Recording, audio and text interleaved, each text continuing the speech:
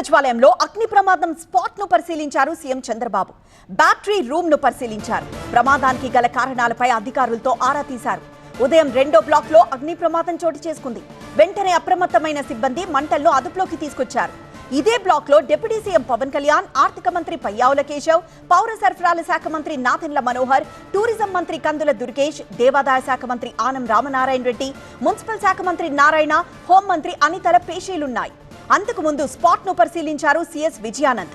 Short circuit కారణంగా ప్రమాదం జరిగినట్లు అధికారులు అంచనా వేస్తున్నారు.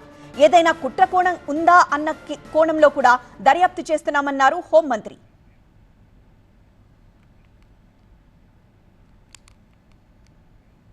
ఏపీ సచివాలయంలో అగ్ని ప్రమాదం స్పాట్ ను పరిశీలించారు సీఎం చంద్రబాబు. స్పాట్ ని పరిశీలించినప్పటి దృశ్యాలను మనం చూస్తున్నాం. బ్యాటరీ రూమ్ ని కూడా ఆయన పరిశీలించారు.